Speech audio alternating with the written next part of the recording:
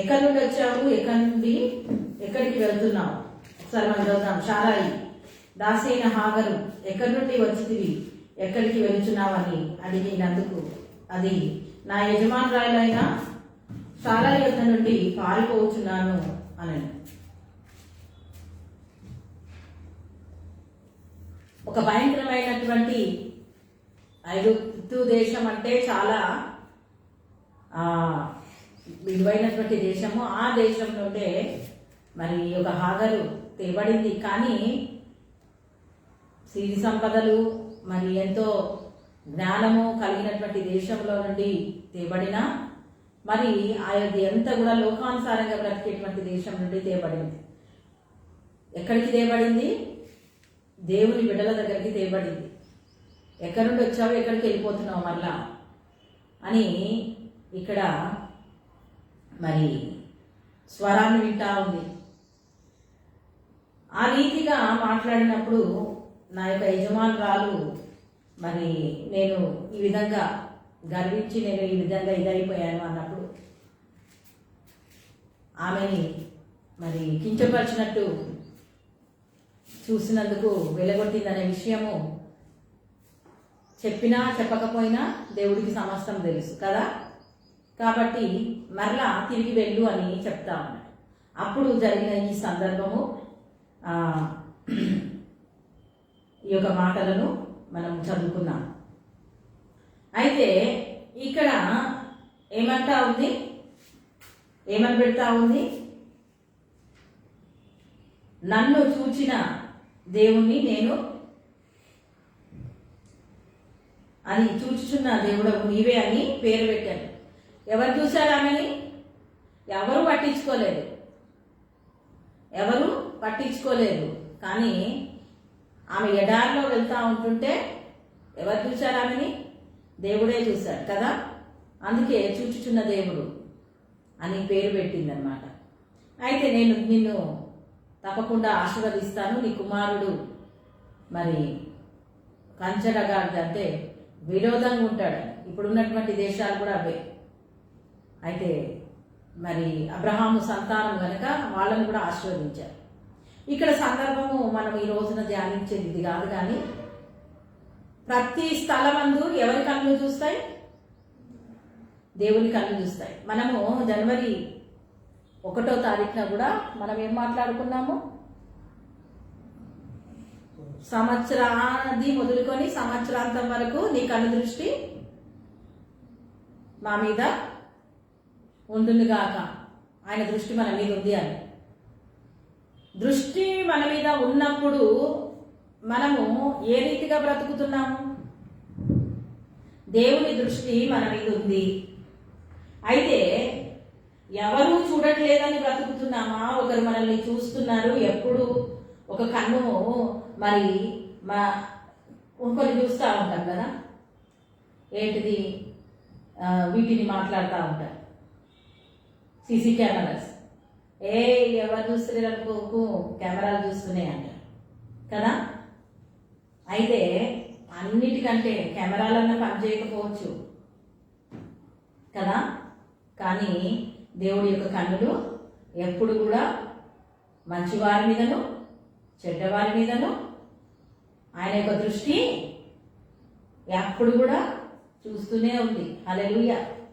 కనుక ఈ రోజున దేవుని యొక్క దృష్టికి నువ్వు ఏ విధంగా ఉన్నావు? దేవుడి యొక్క దృష్టికి నీవు ఎలాగున్నావు? నిన్ను చూస్తున్నాడనేటువంటి భయము నీలో మరి కలిగి నువ్వు జీవిస్తున్నావా? అది మరి యేసయ్య మాట్లాడాలనుకుంటున్నారు. మరి ఎంతగా నువ్వు దేవుడు చూస్తున్నాడు, దేవుడు నన్ను కనిపెడతా ఉన్నాడు, దేవుడు దృష్టి నా మీద ఉంది, నీ రాకపోకలేదు యెహోవా నిన్ను కాపాడును అంటే ఊరికే ఇలా పోతాడా దేవుడు? ఆయన యొక్క సన్నిధి అసలు దేవాది దేవుడిని ఏమనుకుంటున్నారు? అసలు ఆకాశమే ఆయన సింహాసనం కదా. ఆకాశమే ఆయన సింహాసనం అయినప్పుడు ఆయన సింహాసనం మీద కూర్చుంటే, ఇప్పుడు మనం చైర్లో కూర్చుంటే చైర్ కంటే పెద్దగా ఉన్నామా చిన్నగా ఉన్నామా? పెద్దగానే ఉన్నాం కదా. అంటే ఆకాశ మహాకాశములు పట్టజాలని అంత గొప్ప దేవుడు నీవు నేను చంద్రుడి మీదికి వెళ్ళి అలా చూసినప్పుడు మరి ఈ భూగోళము చిన్న ఎలాగా బిందువులాగా ఒక చిన్న డ్రాప్ మాదిరి కనపడుతుంది. ఈ డ్రాప్లో మనం ఉన్నాం. ఈ డ్రాప్లోకి ఆ యొక్క గొప్ప మహిమగల దేవుడు, ఆకాశ మహాకాశములే పట్టజాలని అంత గొప్ప దేవుడు ఆయన ఎలాగ మారిపోయాడు? నీలాగా నాలాగా ఆయన శరీరధారి అయి వచ్చాడు. హల్లెలూయా. అది గొప్ప విషయం కదా. అంటే నిన్ను నన్ను రక్షించడానికి ఎంత విలువైన వాళ్ళము. పోయిన వారమే చెప్పాను మనం ఎంత విలువగా ఆయన చూస్తూ ఉన్నాడని. ఇంత విలువనిచ్చి నిన్ను చూస్తూ ఉంటుంటే ఆయన కన్నుదృష్టి నీ మీద ఉంది అని, ఆయన కన్నుదృష్టి నన్ను ఎల్లప్పుడూ చూస్తుందని తెలిసి కూడా కొన్ని విషయాల్లో తప్పిపోయినటువంటి పరిస్థితుల్లో ఉంటా ఉన్నా కదా. ఎక్కడ కూడా మరి ఏమీ చాలా ఈజీగా మరి దేవుడు చూస్తున్నాడనేటువంటి ఏమాత్రము భయం లేని వారిగా, ఎటువంటి దిగులు లేని వారిగా నువ్వు దేవుడి మందిరానికి వెళ్ళినప్పుడు నీ ప్రవర్తన జాగ్రత్తగా చూసుకోను. అంటే దేవుడి మందిరానికి వెళ్ళినప్పుడేనా ఇట్లా మొత్తం కప్పేసుకుని ఇట్లా గమ్మున ఇట్లా ఉండడమా? దేవుడి మందిరంలో ఉంటే జాగ్రత్తగా చూసుకోమన్నప్పుడు మందిరం అంటే ఏంటి? ఈ దేహమే దేవుని ఆలయం. ఈ ఆలయంలో ఏ దేవుడు ఉన్నాడు? ఎప్పుడు కూడా ఈ దేహాన్ని ఎలాగ పెట్టుకోవాలి? పరిశుద్ధంగా పెట్టుకోవాలి, పవిత్రంగా పెట్టుకోవాలి, జాగ్రత్తగా చూసుకోవాలి. ఈ లోకంలో ఉన్నదంతా కూడా శరీరాశ, నేత్రాశ, జీవకుటంబమే కదా. అయితే ఈ శరీరములో ఉన్నది సర్వం శరీర నయనం ప్రధానం. సర్వ శరీరానికి ప్రథమం ఏంటంటే కళ్ళే. నీ కన్ను చెడిపోతే దేహం అంతా చెడిపోతుంది. అర్థమైందా? కన్ను బాగలేకపోతే దేహానికి దెబ్బలే. అంతేనా కాదా? దేహమంతా పాడైపోతుంది. అందుకే కళ్ళు. మరి కళ్ళు గురించి ఒకసారి చూసుకున్నట్లయితే పుట్టినప్పుడు ఏ విధంగా మరి కళ్ళు ఉంటాయో, పసిబిడ్డగా తల్లి కడుపులో నుండి వచ్చినప్పుడు అదే కళ్ళు చచ్చిపోయేదాకుంటాయి. దానికి ఏమైనా ఎదుగుదల ఉంటుందా? పెరిగింది కన్ను అనేది ఏమైనా ఉంటుందా? తగ్గింది కన్ను అనేది ఏమైనా ఉంటుందా? అసలు బాడీలో అన్ని పార్ట్స్ పెరుగుతూ ఉంటాయి, పెద్దగా అవుతూ ఉంటాయి. కానీ కన్ను పెరుగుతుందా? పెరగదు. ఎంత ఉందో అంతనే ఉంటుంది. పుట్టుకతో ఎంత ఉందో అంతే ఉంటుంది. కాబట్టి దాని దేవుడు ముందుగానే కన్నుని ఆ రీతిగా, అందుకని చిన్న పసిబిడ్డలు పుట్టినప్పుడు కళ్ళు ఇంత పెద్దగా కనపడుతుంటాయి. ఆ ముఖంలో ఇంత కళ్ళే కనపడుతుంటాయి.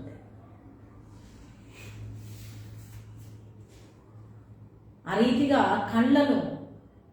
ఆ కళ్ళు చాలా వాటిని ప్రేరేపిస్తుంది. ఆ కళ్ళతోనే ప్రతిదీ, కళ్ళతోనే ఏదైనా చూసి ఆశిస్తారు, కళ్ళతోనే మరి ఏదైనా చేయగలుగుతారు. ఇప్పుడు ఈ రోజున కళ్ళు ఎన్నెన్ని చూస్తూ ఉన్నాయి, చూస్తలేవా? ఎన్నో చూస్తున్నాయి, ఎన్నో పొందుకోవాలనుకుంటున్నారు. అందుకే ఏదైనా వనంలో కూడా దుష్టుడైనటువంటి సాతానుడు దేనికి గురి పెట్టాడు? ఆశ చూపించాడు. చూడు ఆ పండు ఎంత రమ్యంగా ఉందో. ఫస్ట్ అది చూచుటకు రమ్యముగా ఉంది. చూచుటకు కళ్ళు చాలా వాటిని చూస్తూ ఉంటాయి. అయితే దేవుడి యొక్క నేత్రాలు కూడా మనల్ని చూస్తూ ఉన్నాయన్నటువంటి మాట మర్చిపోవద్దు. హల్లెలూయా. నువ్వు ఎడారిలో పోయినా, నువ్వు అండర్ గ్రౌండ్లో దాచుకున్నా, నువ్వు ఆకాశంలోకి ఎక్కిపోయినా, నువ్వు ఇంకెక్కడ దాచుకున్నా ఎవరి కళ్ళు చూస్తాయి? దేవుడి కళ్ళు చూస్తాయి. అందుకనే 139వ కీర్తనలు అంటాడు, నేను ఎక్కడికి వెళ్ళిపోతును ప్రభువా, ఆకాశంలో రెక్కలు కట్టుకొని పైకి వెళ్తే అక్కడ నీ కళ్ళు నన్ను చూస్తున్నాయి. నేను అగాధ జలము లోపలికి వెళ్ళిపోయినా. యోనా గారు మరి నినివేకి వెళ్ళంటే తార్షీషుకు పరిగెత్తింది కదా, పట్టుకొని తీసుకొని పోయి తిమింగలాన్ని పంపించి మరి దేవుడు పట్టి మరి సముద్ర గర్భంలో ఉన్నాను అనుకుంటున్నాడు. ఆయన చేప కడుపులో ఉన్నాడు అనుకోవట్లేదు, అక్కడ కూడా చేప కడుపులో కూడా ఆయన చూస్తున్నాడు. హల్లెలూయా. హృదయంతరంగాలను పరిశోధన చేసేటువంటి దేవుడు మన దేవుడు. 139లోనే ఉంటుంది. నువ్వు అంతరంగాలను పరిశీలించే దేవుడు ప్రభువా. ఎవరు చూస్తలేరులే, ఏమి కాదులే, ఏమీ పర్వాలేదులే అనేటువంటి జీవితాన్ని జీవిస్తున్నారు ఈ రోజున. అయితే భక్తులు ఆ రీతిగా జీవించలేదు, అందుకే వాళ్ళు భక్తులు అయ్యారు. హల్లెలూయా. భక్తులు వాళ్ళ యొక్క కన్నులతో నిబంధన చేసుకున్నారట. హల్లెలూయా. ఎలాంటి నిబంధన చేసుకున్నారు? యోబు గ్రంథాన్ని చూసుకుంటే 31, యోబు గ్రంథం 31 మనం చూద్దాము. 1వ వచనం. నేను నా కన్నులతో నిబంధన చేసుకుంటుని, కన్యకను నేను ఎలాగూ చూచెదను. హల్లెలూయా. నా కన్నులతోని నేను నిబంధన చేసుకున్నాను. కన్యకను అంటే కన్యకనే నేను చూడొద్దు అని అనుకుంటే, అందుకనే 10 ఆజ్ఞలలో ఇస్తాడు. నీ పొరుగు వాని భార్యను, నీ పొరుగు వాని పొలమును, నీ పొరుగు వాని ఏది కూడా ఆశించొద్దని. మత్తయి సువార్త 5వ అధ్యాయంలో అంటాడు, అసలు నువ్వు మోహం చూపుతో చూస్తేనే ఏంటిది, అప్పుడే జాగ్రత్తం జరిగిపోయినట్టు. వచ్చి జస్ట్ ఆలోచన చూపుతో చూడడంతోనే అయిపోయింది అంటున్నాడు దేవుడు. అంత మరి ఖచ్చితంగా ఎవరు మనల్ని దృష్టిస్తున్నారు? హృదయంతరంగాన్ని చూస్తున్న దేవాది దేవుడు నన్ను చూస్తున్నాడనే విషయాన్ని జ్ఞాపకం చేసుకొని ఆ రీతిగా మన యొక్క దేహంలో ఉన్నటువంటి అవయవాలను మరి దేవునికి ప్రతిష్ఠితపరచాలి. హల్లెలూయా. ఈ దేహము దేవుడిచ్చిన ఆలయమై ఉంటాము.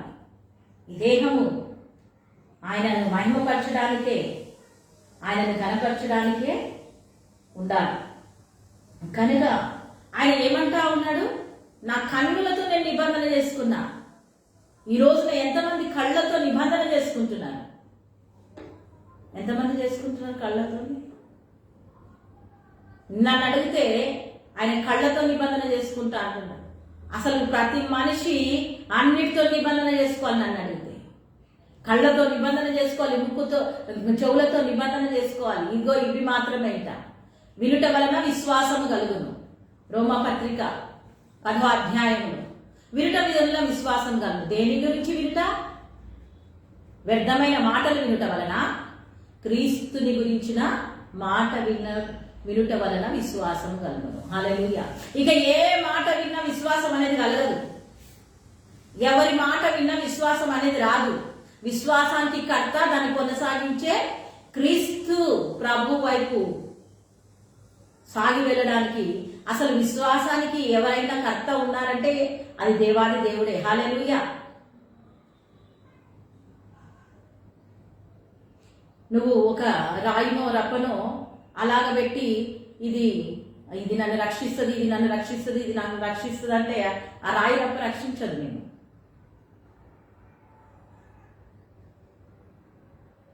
క్రీస్తు ప్రభు వారిని ఆయన సన్నిధిలో ఆయన నామాన్ని బట్టి ప్రార్థించినప్పుడు ఆయన రక్షించుటకు సమర్థుడు. రక్షించుటకు మరి నేను నా యొక్క చెయ్యి కుర్చ కాలేదు అంటున్నాడు. విననేరకుడినట్లు నా చెవులు మందం కాలేదు అంటున్నాడు యెషయా గ్రంథంలో. హల్లెలూయా. నువ్వు నేను రక్షించలేను అనుకుంటున్నావా? నువ్వు తయారు చేసుకున్న ఒక మరి బొమ్మని కాదు. నేను ఉన్నవాడను, అనువాడైన దేవుడను. హల్లెలూయా. నేను చూచుచున్న దేవుడను. ఎప్పుడు కూడా ఆయన కళ్ళు చూస్తాయి, ఎప్పుడు కూడా దృష్టిస్తాయి, ఎప్పుడు కూడా మనల్ని చూస్తానే ఉంటాడు దేవాది దేవుడు. కనుక అంటావు లాగరు, నన్ను చూచిన వాణ్ణి నేను ఇక్కడ ఏం చేసింది, కనుగొన్నది ఆమె. నన్ను చూస్తున్నాడు ఆయన, నన్ను చూస్తున్నాడు, ఆయన కళ్ళు నన్ను చూస్తున్నాయి అని అంటా ఉంది. హల్లెలూయా. కనుక మనల్ని కూడా ప్రతి దినము, ప్రతి క్షణము, ప్రతి మరి పడుకున్నా లేచినా మనిషి 24 గంటలు ఒక్కటే ఒక పని చేస్తాడు. ఏది పని చేయకపోయినా ఏ పని చేస్తాడు?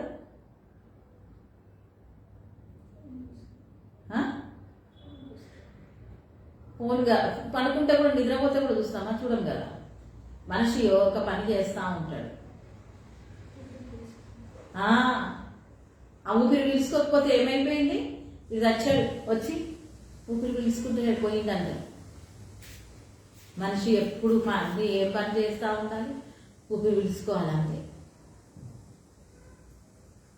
పడుకున్నా లేచినా 24/7 అని అంటారు, కానీ వేసినయే మళ్ళీ వేస్తారు, కానీ కొత్తగా ఏం పెట్టరు ఏదైనా. కానీ మనిషి మాత్రం శ్వాస ఎప్పటికప్పుడు పీల్చుకుంటూనే ఉండాలి కొత్తగానే కదా. ప్రతి టైం పాతది వర్తించాలి, కొత్తది తీసుకోవాలి, అంతేనా? ఆ రీతిగా మరి మన యొక్క శరీరాన్ని, మనము ఆ ప్రాణాన్ని దేవుడు ఆ రీతిగా అమర్చాడు. హల్లెలూయా. అయితే ఈ కనులను, ఈ చెవులను, నాలుకను, ఈ శ్వాసం తీసుకోవడానికి ముక్కును, ఈ రీతిగా ప్రతి అవయవాన్ని దేవుడు మనిషి యొక్క మంచికి వాడడానికి ఇచ్చాడు. హల్లెలూయా. కనుక ఆ భయం కలిగి నన్ను దేవాది దేవుడు చూస్తున్నాడు. అసలు మనము ఎవరి ఇమేజ్లో చేయబడ్డాము? కోతి ఇమేజ్లనా? మరి మీరు చదువుకుంటున్న పుస్తకాల్లో మరి కోతి నుండే వచ్చినామని ఉంది కదా. అది నిజమా? అది నిజం కాదని తెలిసినా చదువుతున్నారు అలాగే అజ్ఞానంగా.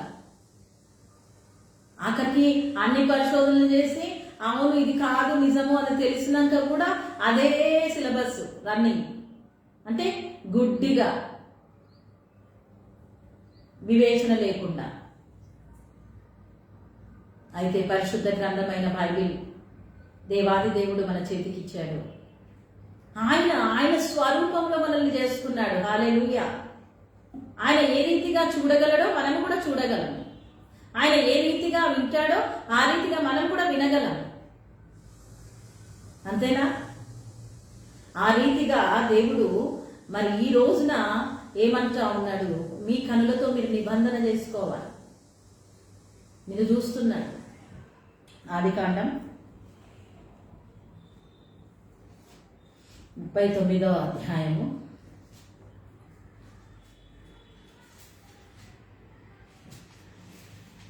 ఇక్కడ సందర్భము మనం చూస్తాము.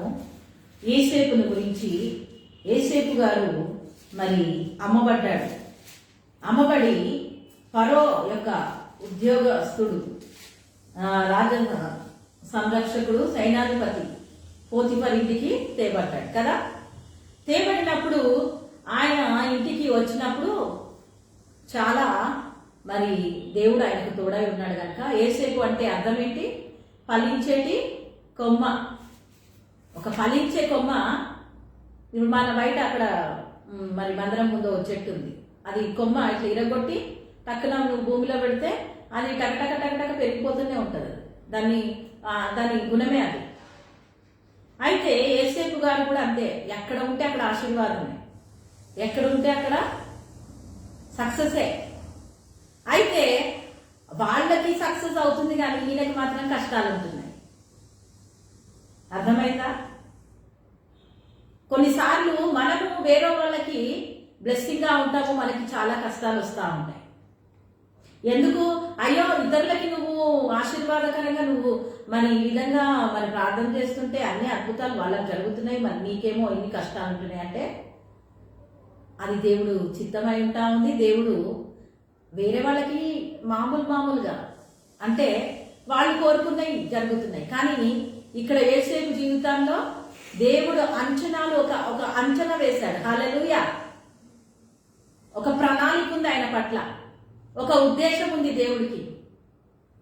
అందరి పట్ల ఉంటుంది ఉద్దేశము, కానీ దానికి కరెక్ట్గా ఫాలో కాక, ప్రాసెస్ని ఫాలో కాక కదా.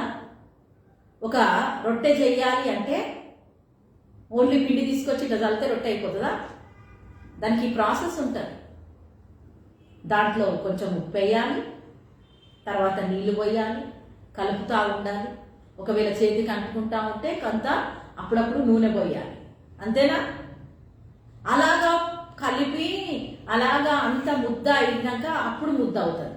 అప్పుడు ముద్ద అయ్యాక ఆ ముద్దను మరలా బేలంతో రుద్దాలి. రుద్దాక రొట్టె అయింది. ఆ రొట్టెని తీసుకుపోయి మళ్ళీ ఏం చేయాలి? పెంక మీద వేయాలి, కాలుతుంది. కాలినాక అప్పుడు తీసుకెళ్ళి తింటే రుచికరంగా ఉంటుంది, అంతేనా? అలాగనే ఒక అద్భుతమైన, ఒక యోగ్యకరమైన జీవితము అనేకమైనటువంటి శ్రమల గుండా వెళ్ళినప్పుడే అనేకులకు ఆశ్చర్యచకితంగా దేవుడు పెడతాడు. హల్లెలూయా. కొన్ని సందర్భాల్లో మన ద్వారా అనేకులు, అరే మా వల్ల నేను ఎవరికి అందరికీ హెల్ప్ చేస్తున్నా, కానీ నాకు మాత్రము ఎటువంటి హెల్ప్ రావట్లేదు, నా మీద దేవుడు దృష్టి లేదా అని చాలా అనుకుంటా ఉంటారు కదా. అయితే యేసేపు జీవితంలో జరిగినటువంటి యొక్క భయంకరమైనటువంటి చిన్నతనం నుండి కూడా శ్రమలే, చిన్నతనం నుండి కూడా శ్రమలే శ్రమలే శ్రమలే శ్రమలే శ్రమలే. ఆయన దర్శనము వేరు, దేవుడిచ్చినటువంటి దర్శనము వేరు. కానీ ఈ రోజున ఇక్కడ ఈయన చూస్తుంటే ఏమవుతా ఉంది? పోతీఫర్ ఇంటిలో తీసుకు వచ్చినప్పుడే ఫస్ట్ తీసుకొచ్చిన వెంటనే వాళ్ళ యొక్క భార్య ఆయన చూసింది. అప్పటి నుండి మొదలుపెట్టింది ఆయన ఎలాగైనా నేను పొందాలి అని. అప్పటి నుండి అందుకనే ఇక్కడ 7వ వచనం నుండి చదువుతాం. అటు తర్వాత అతని యజమాని భార్య యేసోపు మీద కన్ను వేసెను. ఏం వేసింది? కన్ను వేసిందట. కన్ను చూడండి ఎంత పని చేస్తుందో. కన్ను వేసిందట. అంటే ఆయన కళ్ళు దేన్ని చూస్తున్నాయి? యేసేపు యొక్క మంచితనాన్ని చూస్తలేదు, యేసేపును ఒక బిడ్డలాగా చూస్తలేదు.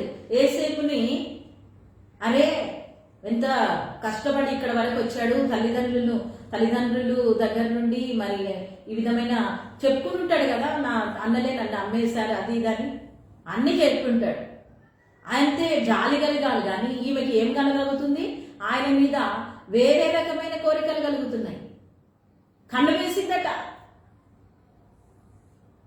అంటే ఆయన కళ్ళు ఆయన యొక్క మంచితనాన్ని చూస్తలేదు, అట్లాంటి చెడుతనంగా కన్నులు చూస్తున్నాయి. మంచిగా చూసే కళ్ళు ఉంటాయి, చెడును చూసే కళ్ళు కూడా ఉంటాయి కదా. కన్ను వేసింది.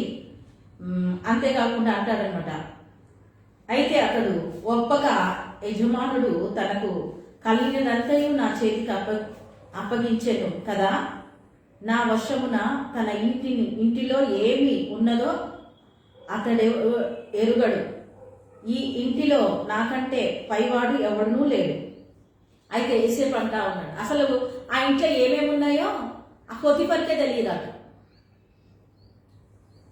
ఏమేమి ఉన్నాయో, ఎట్లాంటి డాక్యుమెంట్స్ ఉన్నాయో, ఎక్కడ భూములు ఉన్నాయో అన్ని కూడా ఆయన వచ్చి లెక్కలు చూసినాక ఆయనకు తెలిసినాయి, కానీ ఆయనకే తెలియదట యజమానుడికి. అంతటిని అప్పచెప్పేసిండు, నువ్వు చూసేసుకో మొత్తం అని అన్ని అప్పచెప్పాడు. కానీ నువ్వు ఆయన ప్రాపర్టీ, నేను వీటిని చూడడానికి వచ్చిన కదా. దేవుడు ఏమంటాడు మరి భార్యాభర్తల విషయంలో? దేవుడు ఏమన్నాడు? తల్లిదండ్రులను విడిచి తన భార్యను హత్తుకొను, వారు ఇరువురు వేరే ఉండక ఏక శరీరమై ఉన్నారు. అంటే వారిద్దరు ఒకటే, వాళ్ళు ఇద్దరు, వాళ్ళ మీద ఆయనకి, ఆమె మీద ఆయనకి అధికారం ఉంది, కానీ వేరొళ్ళకి లేదు. కాబట్టి నిన్ను నాకు అప్పచెప్పలే, నీ ప్రాపర్టీ అంతా నన్ను చూసుకోమన్నాడు, కానీ నిన్ను నాకు అప్పచెప్పలేదు. కాబట్టి నాకు అయితే అలాంటి వాటిని నాకు పనులు చెప్పొద్దు అని చెప్పేసి ఇక్కడ చెప్తా ఉన్నాడు యేసేపు గారు. ఆయన యవనస్తుడు, ఆయన అందంగా ఉన్నాడు. పొతిఫర్ భార్య ఆమె ఇంటిలో ఉంటది, ఆమె చాలా హై పొజిషన్ లో ఉన్నారు. ఆయన ఎవరు? జైలు ఎవరు? సూపరింటెండెంట్. మామూలుగా చూస్తే, చరిత్ర ప్రకారం చూస్తే అంత పెద్ద అధికారంలో ఉన్నటువంటి, అది కూడా మరి ఐగుప్తుకే. ఐగుప్తు అంటే ఎంత గొప్ప అదంటే మరి ఇప్పుడున్నటువంటి అమెరికా కంటే 30 times ఎక్కువ అంట. అంత గొప్ప మరి దేశానికి ఈయన ఎంత పెద్ద పొజిషన్ లో ఉన్నటువంటి భార్య అంటే ఎంత లగ్జరీ లైఫ్ ని లీడ్ చేసుకుంటూ ఆమె కూడా ఎంత అందంగా ఉంటుంది కదా. అలాంటప్పుడు అరే ఆ ఇంటి ఆమెనే నన్ను ఇష్టపడుతుంది అని చెప్పేసి ఈయన యవనస్తుడు తప్పక త్రొట్టిల్లుదురు అని ఉంది కదా వాక్యము. అంటే తప్పక తొట్టిల్తారా? కానీ దేవుని వాక్యము అందరు తొట్టిల్తారేమో లోకంలో ఉన్నవాళ్ళు, కానీ దేవుని యందు భయభక్తులు కలిగిన బిడ్డలు దాని నుండి విడిపించబడతారు. హల్లెలూయా. యవనస్తులు దేని చేత తమ నడతను శుద్ధిపరచుకుందరు? దేవుని వాక్యాన్ని బట్టి దాన్ని జాగ్రత్తగా చూచుకున్నట చేత. హల్లెలూయా. ఈ వాక్యమే సరిగ్గా చేస్తుంది. అందుకే వాక్యాన్ని సుత్తెతో పోల్చాడు, అగ్నితో, పాలతో, తేనెతో, ఖడ్గముతో. కనుక ఈ రీతిగా ఆయన చెప్తా ఉన్నాడు. అయితే నీవు అతని భార్యమైనందున నిన్ను తప్ప మరి దేనిని నాకు అప్పగింపగా ఉండలేదు. ఏమంటా ఉన్నాడు? నిన్ను తప్ప నాకు దేన్ని కూడా అప్పగించలే నాకు. కాబట్టి నేను ఎట్లా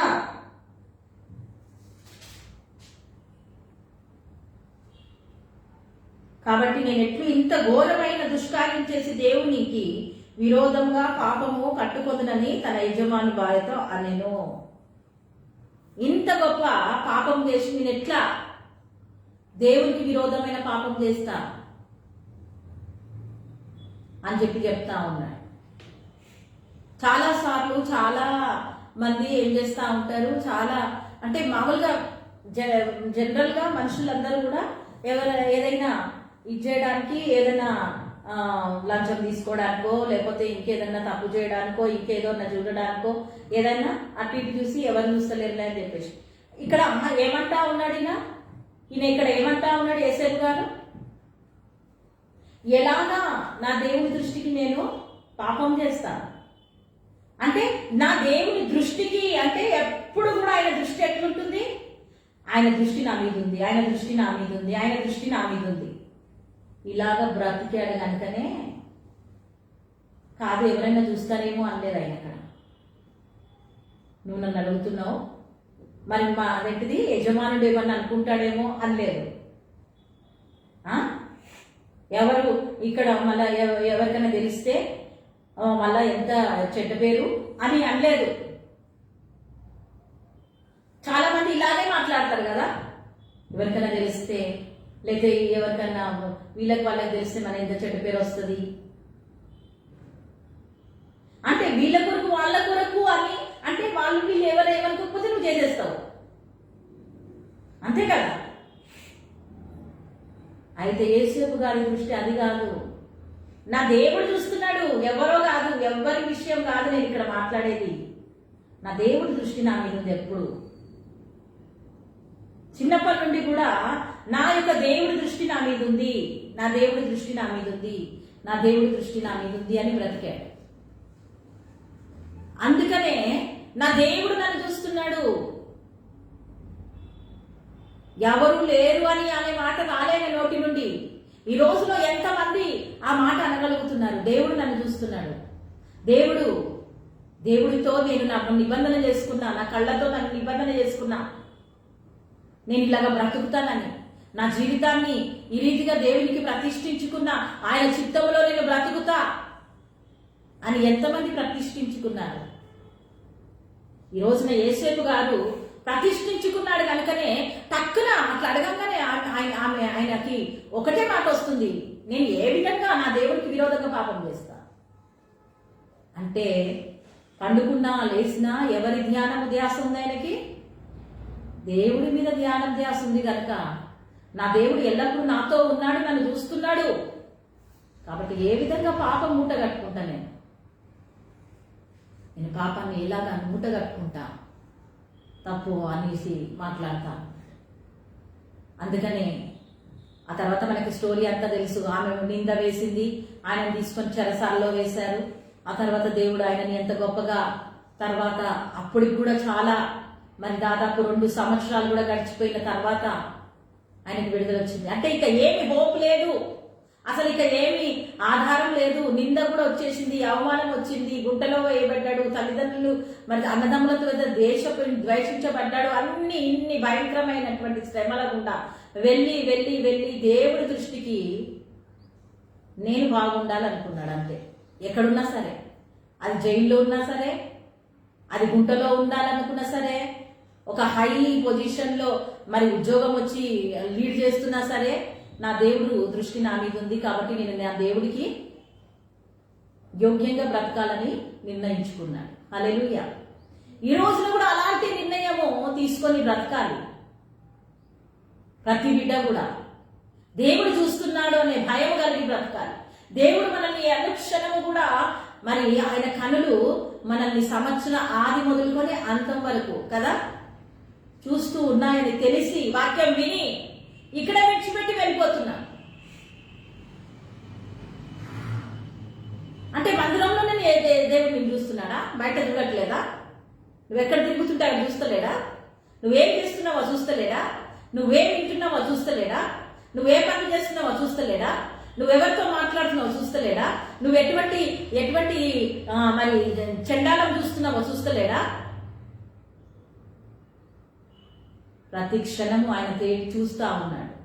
ఆయన చూస్తున్నాడు అనేటువంటి భయముతో భక్తితో బ్రతకాలని కన్నులతో నిబంధన చేసుకోవాలి. హల్లెలూయా. ఈ రోజుల్లో తప్పకుండా చేసుకోవాలి నిబంధన. ఎందుకంటే ఎక్కడ చూసినా పాపమే కనపడుతుంది. ఎందుకు? ఎక్కడికో నువ్వు వెళ్లాల్సిన పని లేదు, అరిచేతిలోనే కనపడుతుంది నీకు పాపము. ఒక 40 years క్రితము 50 years క్రితము ఇలాంటి చండాలమైన టెక్నాలజీ లేవు. టెక్నాలజీ మరి యూజ్ చేయడం తప్పు కాదు. టెక్నాలజీ మంచి కోసం యూజ్ చేయమని ఇచ్చాడు దేవుడు. టెక్నాలజీ మంచిదే, కానీ దాన్ని చెడు కోసం యూజ్ చేస్తున్నారు. చిన్న చిన్న పిల్లలు ఇలాగా అలాంటి అశ్లీలమైనటువంటి దృశ్యాలు చూసి అలా చేయాలనే కోరికలు పుడుతున్నాయి. అశ్లీలమైనటువంటి వాటిని చూసి, అశ్లీలమైనటువంటి మరి సీరియల్ చూసి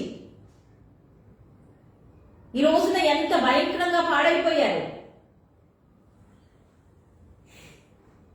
భర్తను విడిచిపెట్టి వేరొక వాళ్ళని పెళ్లి చేసుకొని వెళ్ళిపోతుంది. ఇది కామన్ అంటున్నారు. మళ్ళా పిల్లల్ని అలా వదిలిపెట్టి ఒకప్పుడు 50 years 40 years క్రితం ఇలా ఉందా జనరేషన్? ఎంత భయముతో భక్తితో కుటుంబాలు ఐక్యతతో కట్టబడ్డాయి. ఈ రోజుల్లో మ్యూచువల్ అండర్స్టాండింగ్ మీద విడిపోయారు. ఎన్ని చూస్తున్నాయేమో. కన్నులతో నిబంధన చేసుకోలేకపోతున్నారు. ఏది కనపడితే అది మంచిది అనుకుంటున్నారు. ఎంతటి దుష్టులైనా దేవుడికి విరోధంగా పాపానికే ప్రథమ స్థానం ఇస్తున్నారు. పాపానికి ప్రథమ స్థానం ఇస్తున్నారంటే దేనికి ఇస్తున్నారు? దుష్టుడైన సాతానుడికి. దేవునితో నిబంధన చేసుకో కళ్ళని, దేవునితో నిబంధన చేసుకొని చెవులను, దేవుడితో నిబంధన చేసుకొని వేళ్లను, దేవుడితో నిబంధన చేసుకో నీ ఇంకొక నోటిని, నాలుకను.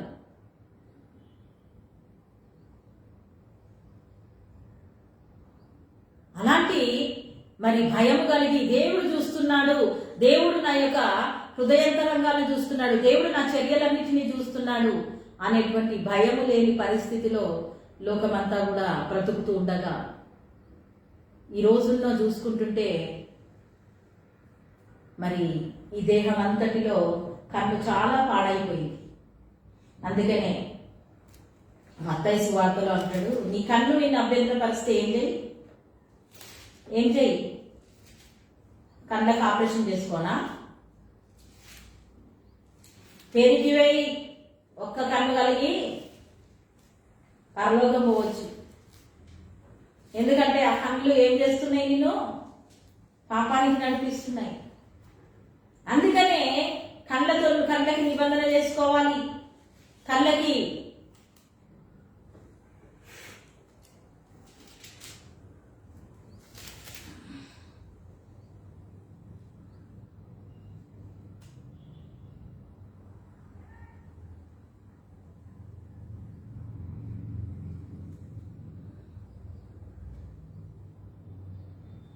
ఇగో 39 5వ అధ్యాయం 30.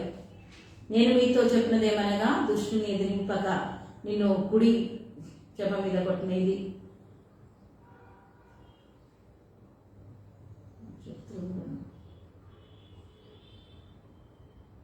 చూడండి. సారీ 28 చదువుతాను. నేను మీతో చెప్పినదేమనగా ఒక స్త్రీని మోహపుతో చూపుతో చూచు ప్రతివాడు అప్పుడే తన హృదయమందు ఆమెతో వ్యభిచారం చేసిన వాడను. నేను కుడి కన్ను నిన్ను అభ్యంతరపరిచిన యెడల దాన్ని పెరిగి నీ యొద్ద నుండి పారవేయుము.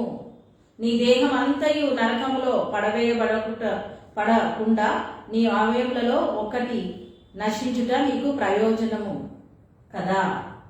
అంతే కదా. మాటికి నా కళ్ళ అవే చూడాలనుకుంటున్నాయంటే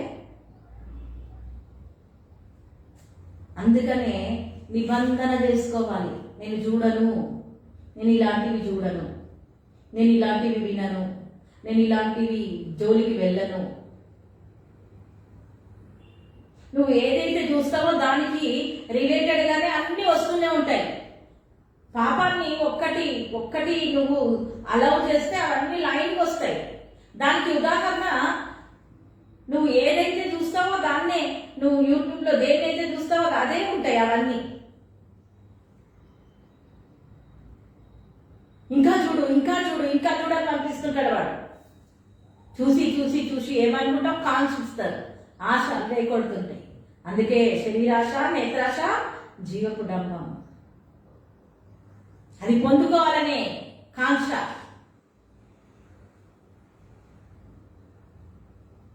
ఈ రీతిగా మరి కనులను దేవుడికి ప్రతిష్ఠించాలి. అసలు నిజాన్ని చెప్పాలంటే రక్షించబడినటువంటి ప్రతి విశ్వాసి, ఆయన రక్తంలో కడిగినటువంటి ప్రతి బిడ్డ, మనకంటూ ఒక హక్కు కానీ అధికారం కానీ లేదు. ఉందా? ఎందుకు? ఆయన నిర్దోషమైన, నిష్కలంకమైన, పరిశుద్ధమైన, విలువైన, వెలకట్టలేని రక్తాన్ని ఇచ్చి కొన్నాడు మనల్ని. హల్లెలూయా. ఆ రక్తాన్ని ఇచ్చి కొన్నాడు నిన్ను నన్ను. మన మీద మనకి ఎట్టి అధికారం లేదు. ప్రతిదీ ఆయన చిత్తంలో నడవాలి. మనము ఆయన ఉద్దేశాన్ని సఫలం చేయడానికే ఉండాలి. మనం ఆయనకి ఏది ఇష్టమో అది మాత్రమే మనం చెయ్యాలి. మన కన్నులతో నిబంధన చేసుకోవాలి. యోసేపు వలె నన్ను ఎవరు చూస్తలేరులే అనే మాట కూడా రావద్దు నోట్లో నుండి. ఎప్పుడు ఎవరి జ్ఞానం ఉంటే వస్తుంది ఆ మాట. నన్ను దేవుడు చూస్తున్నాడు, ఎంత దుష్కార్యం చేసి నేను పాపాన్ని మూటగట్టుకుందును అంటున్నాడు. మూటగట్టుకుందును. అంతటి భయంకరమైనటువంటి పాపము ఈ రోజున అలాగ తెలిస్తే ఎంతమంది ఈ జనరేషన్లో అలాంటి గొప్ప ఇంటిలోని ఆపర్చునిటీ వస్తే ఎంతమంది ఎగిరి కనిచేసి అవునవును మీ హస్బెండ్ వదిలేసి నేను పెళ్లి చేసుకుంటా అంటారు. అందుకని వాళ్ళని గురించి రాయబడలే. భక్తులు అలాగ నిబంధన చేసుకున్నారు, అలాగ బ్రతికారు కనుకనే పరిశుద్ధ గ్రంథంలో వారి యొక్క చరిత్ర రాయబడింది. హల్లెలూయా. వాళ్ళని చూసి మనము నేర్చుకోవాలి. వాళ్ళ యొక్క జీవితాన్ని దేవుడి కొరకు ఎలాగ ప్రతిష్ఠించుకున్నారో అంతటి ప్రతిష్ఠించుకున్నారు కనుకనే యేసేపుని తీసుకుపోయి ఎక్కడేసిండ్రు? ఏడేసిండ్రు. మామూలుగా అయితే అట్లా చేస్తే చంపేసి పారేస్తారు వాళ్ళు. జైలు వేసేసింది కదా అని చెప్పేసి దేవుడు వదిలిపెట్టిందా? దేవుడు ఎక్కడెక్కడ ఉంటాడు? అంతటా జైల్లో కూడా. ఆ వాక్యం అయితే తేటగా రాయబడింది. జైల్లో దేవుడు అతనికి తోడై ఉన్నాడు. చెరలో ఆయనకి ఎవరు తోడై ఉన్నారట? దేవుడు తోడై ఉన్నాడట. మనం అనుకుంటాము మనం ఇంత ఖచ్చితంగా బ్రతుకుతున్నాము, ఇంత కరెక్ట్గా ఉంటున్నాము, ఇంత మన దేవుడి కొరకు ప్రతిష్ఠించబడిన వాళ్ళలాగా నేను ఏది కూడా చేయకుండా ఇంత ఉంటున్నా, నాకెందుకు వస్తున్నాయి? దేవుడు నువ్వు ఎంతగా నువ్వు ప్రతిష్ఠించుకుంటున్నావో నీ విలువ అంతగా పెరిగిపోతుంది. హల్లెలూయా. యేసేపు జీవితం విలువ కూడా అలాగ పెరిగిపోతుంది. పెరిగిపోయి ఏమైపోయింది? ఐగుప్తు రాజ్యానికే రాజు కూసున్నా ఆయన పేరుకే రాజు. ఈయననే మొత్తం నడిపించింది. హల్లెలూయా. నేను ప్రజలందరికీ రాజునేమో, కానీ నువ్వు నాకు ఏమంటాడు తెలుసా? దేవుడవు. హల్లెలూయా. ఆ రీతిగా దేవుడు హెచ్చించేశాడు. హల్లెలూయా. అంత గొప్పగా నిలబెట్టాలనే ఇంతగా సానబట్టాడు దేవుడు. ఎందుకు? ఆయన ప్రతిష్ఠించుకున్నాడు ఆయన నాలుకను, ఆయన ప్రతిష్ఠించుకున్నాడు ఆయన చెవులను, ఆయన ప్రతిష్ఠించుకున్నాడు ఆయన కళ్ళను, ఆయన ప్రతిష్ఠించుకున్నాడు ఆయన సర్వమును. హల్లెలూయా. ఈ రోజున ప్రభు బిడ్డలమని చెప్పుకొని ప్రతిష్ఠించుకుంటున్నావా? నీ కనులను ప్రతిష్ఠించుకుంటున్నావా? నిబంధన చేసుకుంటున్నావా దేవుడితో? నేను చూడను అని. ఏది చూడను? నా దేవుని యొక్క సన్నిధిలో నేను ఈ రీతిగా ఉంటా. ఈ రోజున యవనస్తులు చాలా చెడిపోవడానికి, మత్తులో మునిగిపోవడానికి, కామాంధులుగా మారడానికి కనులే కారణం. అంతేనా కాదా? ఈ కనులతో చూసి చూసి చూసి చూసి చండాలమంతా చూసి దానికి ప్రేరేపితులైపోతున్నారు, దానికి అడిక్ట్ అయిపోతున్నారు, అది పొందాలనే ఆశ కలిగి ఉంటున్నారు. అందుకనే ఈ రోజున దేవుడు మాట్లాడుతున్న మాట, నీ కన్నులు నిన్ను అభ్యంతరపరుస్తున్నాయా? పెరికి పారై. గుడ్డితనం అన్నా బెటర్. ఎందుకంటే ఈ దేహం అంతా ఈ యొక్క నువ్వు కన్నులతో చేసిన పాపం ఎక్కడ చెడిపోతున్నావు? ఆత్మ చెడిపోతుంది. మొత్తం పాడైపోయి ఎక్కడికి పోతావు? నిత్య నరకానికి వెళ్ళిపోతావు. యోబు గారు ఎంత కళ్ళతో నిబంధన చేసుకున్నా అంటున్నాడు. అందుకనే వాళ్ళు చరిత్రలో ఈ యొక్క పరిశుద్ధ గ్రంథంలో వారి యొక్క జీవితాలను రాయబడ్డాయి. వారి యొక్క జీవితాల్లో ఎంత గొప్ప కార్యాలు దేవుడు చేసి ఉన్నతమైన స్థానంలో పెట్టాడు. ఈ రోజున వస్తున్న కష్టాలు, ఈ రోజు వస్తున్న శ్రమలు, ఈ రోజు వస్తున్న దుఃఖము, ఈ రోజు వస్తున్న నీకు పడుతున్న బాధలు, దాన్ని బట్టి నువ్వు కృంగిపోకు, కృషించిపోకు. నువ్వు చేసుకున్న నిబంధన దేవుడితో అలాగే స్థిరపరచుకో.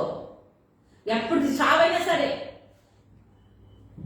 యోబు గారు అంటారు, నా యొక్క శరీరం అంతా ఊడిపోని, నా దేహం అంతా కూడా మొత్తం పాడైపోని, ఎముక మిగిలిపోయినా కదా, శరీరం కుళ్ళిపోయినా, ఇదిగో ఈ కళ్ళతో, ఇదే కళ్ళతో సజీవుడైన దేవుని చూస్తా.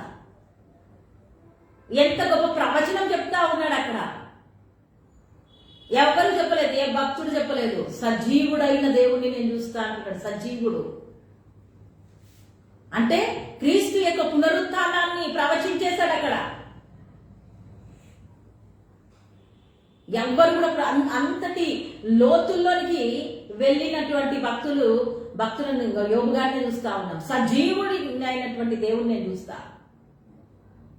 ఆయన మరణించి తిరిగి లేస్తాడు నా కొరకు అని ఆ ప్రవచనాన్ని మాట్లాడుతా ఉన్నాడు. హల్లెలూయా.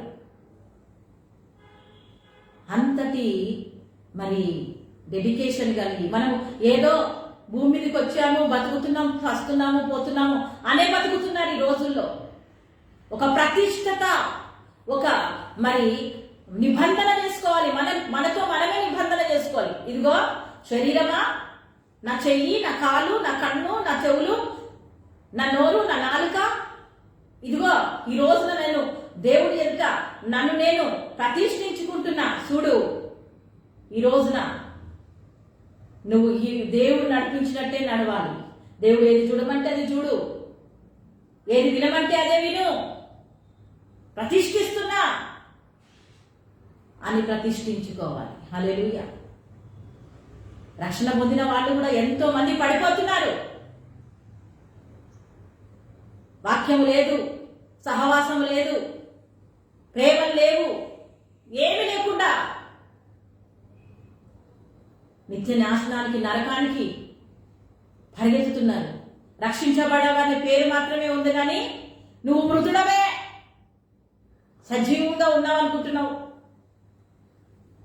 నాకేముంది, రక్షణ పొందుకున్న, బాప్టిజం తీసుకున్నా అంటున్నావు, మొత్తం ఇష్టానుసారంగా బతుకుతున్నావు. అది కాదు, దేవుడి కొరకు సజీవ యాగముగా. అందుకనే హెబ్రీ పత్రిక 11వ అధ్యాయంలో వాళ్ళు రంపాలతో కోయబడ్డారు, కొరడాలతో కొట్టబడ్డారు, అగ్నిలో వేయబడ్డారు, వంటకు చర్మాలలో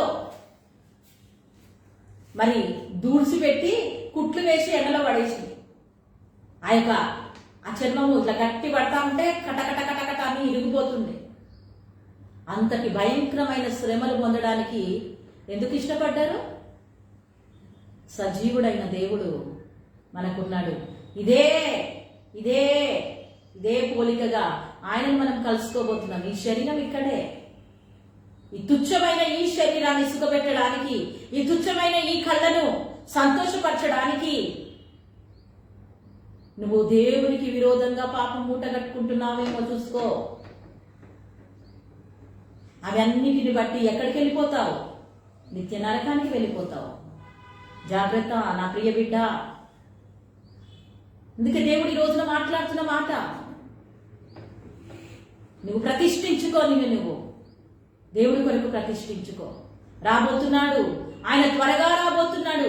దానికైన సూచనలు ఇదిగో, అంజూరపు చెట్టు ఏ విధంగా చిగురించి పూతబట్టునో. ఇప్పుడు మామిడి చెట్టుని చూస్తున్నారు కదా, అంతటా మొత్తం పూతుందా లేదా అంటే ఏంటి గుర్తు? ఎండాకాలం వచ్చింది, మామిడి పిందెలు వస్తాయి, మామిడికాయలు వస్తాయని. అలాగ కాలాలను సూచిస్తుంది కదా చెట్టు. అలాగనే యుద్ధాలు, ఇలాంటి తెగుళ్ళు, ఇలాంటి పరిస్థితులు, మరి వరదలు, బీభత్సము, భూకంపాలు ఇలాంటివి వచ్చినప్పుడు ఏమొస్తుందంట? దేవుడి రాకడ సమీపంగా ఉందని తెలుసుకోండి అంటున్నాడు. హల్లెలూయా. ఇలాంటి జరుగుతూ ఉంచినప్పుడు మీరు ఇంకెక్కువగా దేవుడి కొరకు ప్రతిష్ఠించుకోవాలి. ఇంకెక్కువగా నేను ఎక్కడ ఏ క్షణము ఆయన రాకడో తెలియదు. ఏ క్షణము ఈ రోజున ఇప్పుడు యుద్ధము ఆగిపోవచ్చు, ఏదో మళ్ళా మొత్తం కంటిన్యూ అవుతుందనేది కాదు, కానీ ఇవన్నీ కూడా ఒక సూచన చూపిస్తున్నాడు దేవుడు. నేను త్వరగా రాబోతున్నాను, నేను త్వరగా వస్తాను. ఆయన రాకడ ఆలస్యం అయిపోయినా మన పోకడ ఎప్పుడో మనకు తెలియదు. అంతేనా? ఏమైనా గ్యారంటీ ఇస్తావా? ఒక వస్తువు కొంటే గ్యారంటీ ఇస్తున్నారు. 6 months, 1 year, 3 months అన్న గ్యారంటీ ఇస్తారు. కనీసం చెప్పులు కొంటే కనీసం 3 months అన్న గ్యారంటీ ఇస్తారు. కానీ ఈ దేహానికి నో గ్యారంటీ.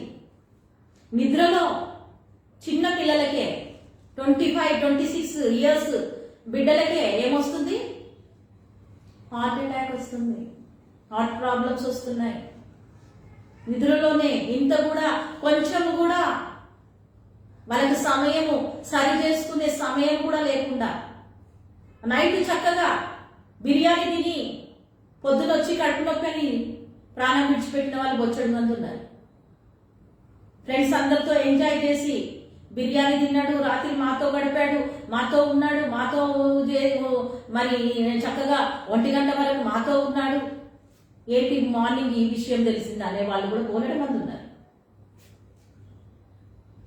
కనుక రాకడ ఆలస్యం అవుతుంది, నేను ఇంకా మెల్లగా చేసుకోవచ్చు అనేది లేదు. నీ పోకడ ఎప్పుడో తెలియదు, నువ్వు ఎప్పుడు ఏమవుతావో నీకు తెలియదు.